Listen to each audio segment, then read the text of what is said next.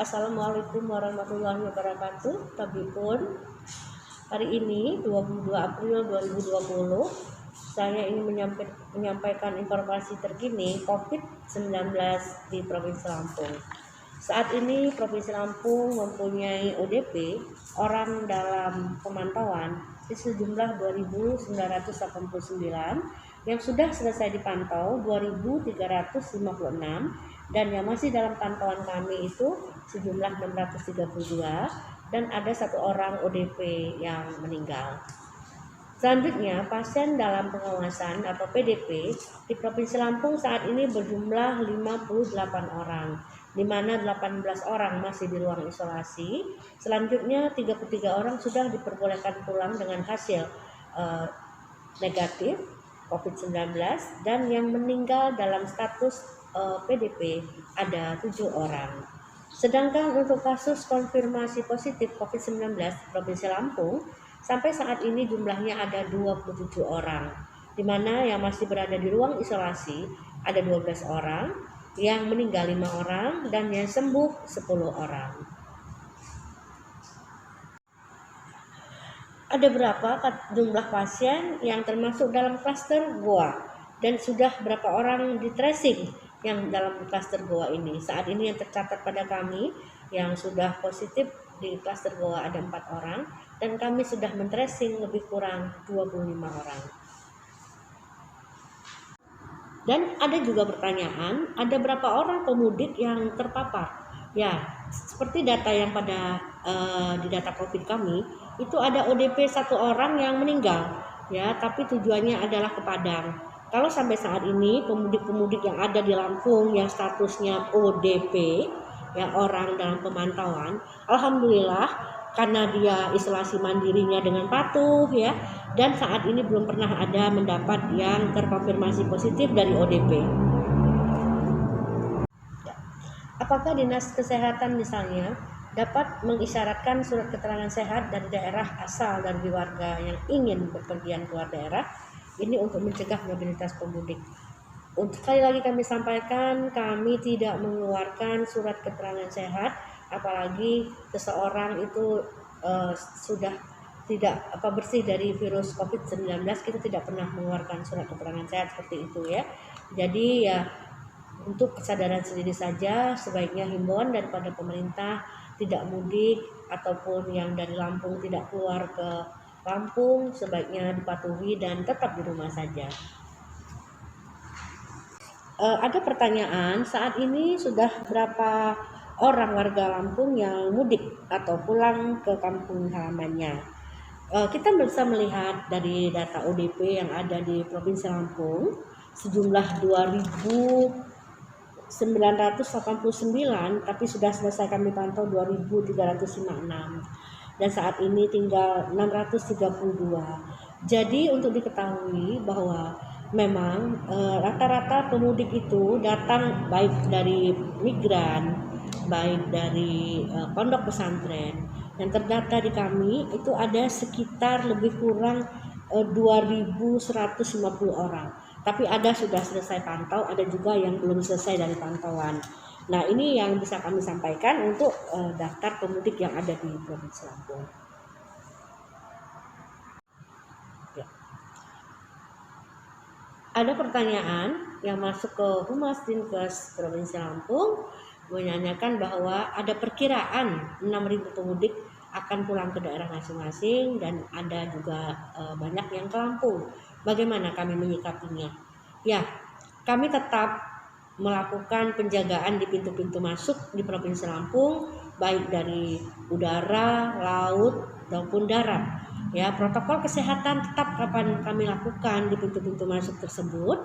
Dan yang perlu diketahui juga kalau dari Bakahuni itu ada notifikasinya yang sudah dilakukan lengkap dengan alamatnya sampai HP yang akan datang ke Provinsi Lampung. Sesampainya di Bakahuni, tentu notifikasi daripada pemudik itu akan diberikan kepada KKP Panjang, ya.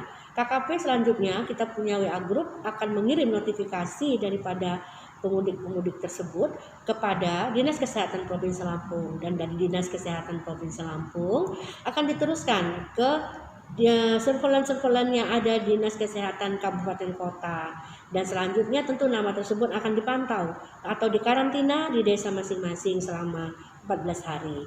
Jadi insya Allah semua pintu masuk kita dari Jakarta itu adalah Bakahuni atau Beranti. Kalau dari arah Palembang kita juga menjaga pintu masuk kita mulai dari tol atau juga di Mesuji, Kabupaten Waikanan ataupun Lampung Barat. Itu semuanya sudah kita rapatkan bersama Ketua Gugus, yaitu Bapak Gubernur Lampung, gugus tugas ya. Jadi kita perketat di pintu-pintu masuk tersebut. Protokol kesehatan tetap akan dilakukan di pintu-pintu masuk di Provinsi Lampung. Mohon doanya agar kami bisa bekerja dengan sebaik mungkin menjaga Provinsi Lampung ini dari pemudik-pemudik yang tentunya nanti bila datang ke Provinsi Lampung mereka akan menjadi ODP, tentu orang dalam pemantauan, dan dilakukan karantina mandiri selama 14 hari. Ada informasi, ini ada yang menanya apakah Islamic Center akan dijadikan sebagai lokasi atau karantina pemudik. Mohon dikonfirmasinya. Sampai saat ini pemudik yang datang ke Provinsi Lampung tetap dikarantina di desa masing-masing.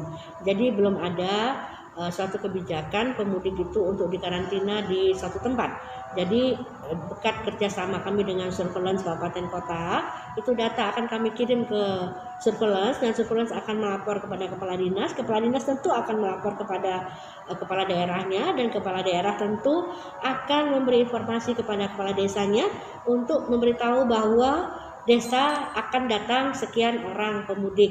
Nah, itu yang dianjurkan untuk karantina. Namun di Provinsi Lampung ada juga beberapa kabupaten yang sudah ada tempat karantina mandiri di desa. Ya, yang saya tahu mungkin Pesawaran, tapi yang lainnya juga mungkin sudah ada.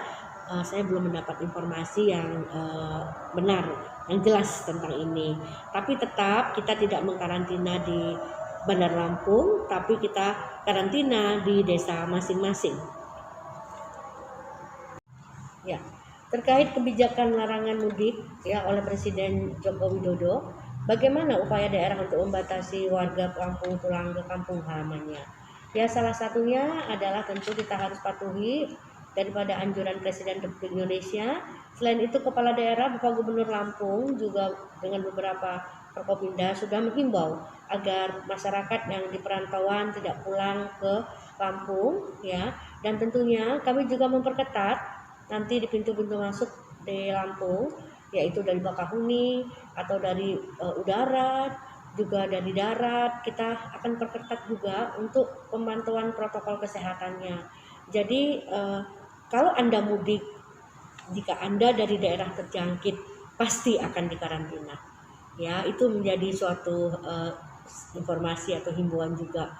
Jadi bagaimana kalau mudik inginnya langsung ketemu keluarga, bukan?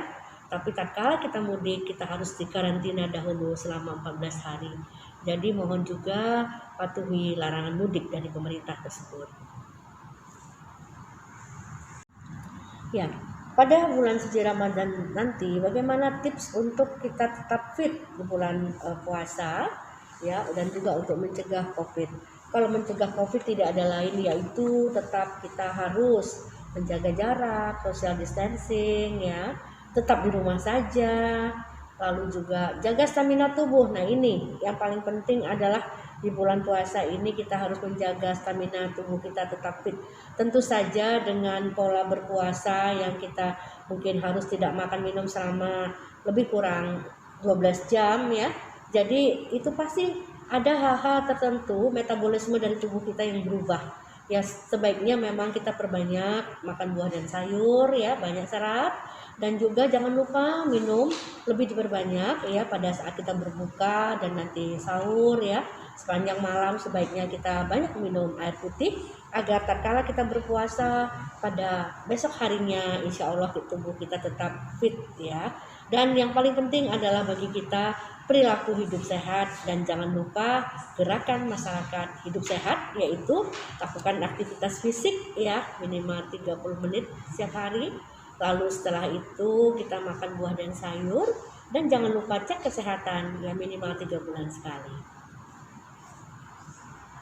Ya, ada pertanyaan, benarkah ada seorang pekerja yang orang asal Lampung yang bekerja di Tangerang terpapar corona dan meninggal? Jawabnya benar, yaitu pada tanggal 3 April, yaitu pasien tersebut datang dari Tangerang ya dalam keadaan sehat.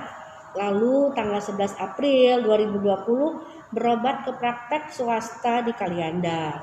Tidak diberikan obat, tetapi disarankan untuk melakukan isolasi mandiri karena orang tersebut memang dari daerah terjangkit, tentu harus melakukan isolasi mandiri.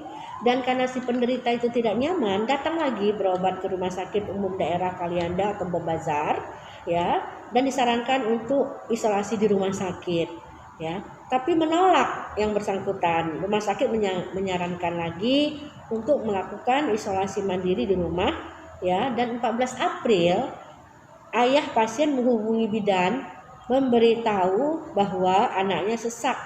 Bidan desa tersebut menghubungi tenaga surveillance puskesmas. Hasilnya setelah diperiksa disarankan untuk dirujuk. Tetapi sebelum dirujuk, pasien sudah meninggal dunia dan kemudian pihak puskesmas datang ke rumah duka untuk membawa jenazah ke rumah sakit Bebazar untuk dilakukan otopsi dan rapid test, dan untuk menegakkan diagnosa hasil tes rapid negatif, ya, dan jenazah dilakukan pemulasaran jenazah seperti COVID-19. Nah, di sini dalam kasus ini hasil rapid testnya negatif, ya, tapi sekarang sudah ada ketentuan jika seseorang meninggal dalam status PDP tetap dilakukan pemulasaran jenazah seperti COVID-19. Walaupun hasilnya nanti hasil swabnya belum datang, tapi kita tetap melakukan pemulasaran jenazah secara COVID-19. Tatkala hasil labnya negatif, alhamdulillah aman. Dan tatkala hasil tesnya nanti positif, kita juga men-tracingnya tidak terlalu banyak orang yang harus kita tracing karena perlakuan pasien tersebut sudah sebagai pemulasaran jenazah COVID-19. Insya Allah sebentar lagi kita akan memasuki bulan suci Ramadan. Bagaimana cara mengantisipasi masyarakat pada bulan puasa di titik-titik keramaian? Koordinasinya bagaimana? Baiklah, tetap saja selama kita sedang mengalami pandemi global COVID-19 ini, tetap kita harus menjaga jarak atau minimal 1 meter dengan lawan bicara kita, dengan kita sebut dengan physical atau social distancing. Terus kita tetap harus menjaga stamina tubuh kita, yaitu dengan cara kita berolahraga, ber-PHBS, dan melakukan gerakan masyarakat hidup sehat. Dan juga jangan lupa masker untuk semua, tetap memakai masker. Dan yang paling penting lagi, jangan lupa minum air putih sebanyak mungkin untuk mengurangi tubuh dehidrasi. Saya ingin mengucapkan selamat menjalankan ibadah puasa Ramadan bagi yang beragama Islam. Mudah-mudahan di puasa Ramadan ini Allah lebih memelihara kesehatan kita tentunya, dan tetap menjaga stamina dan jangan panik, ya, dan tetap menjaga social distancing atau physical distancing, jaga jarak dengan lawan bicara minimal 1 meter, menjaga stamina tubuh tadi dengan ber-PHBS dan germas, dan juga kita menghindari kumpulan-kumpulan orang. Dan jangan lupa memakai masker. Maskerku untukmu, maskermu untukku. Ya, jadi mari bersama-sama kita memasuki bulan suci Ramadan ini dengan beribadah kepada Allah Subhanahu wa Ta'ala, dan tetap menjaga stamina tubuh kita. Insya Allah di bulan yang penuh berkah ini, semoga mudah-mudahan masyarakat Lampung diberi kesehatan oleh Allah Subhanahu wa Ta'ala.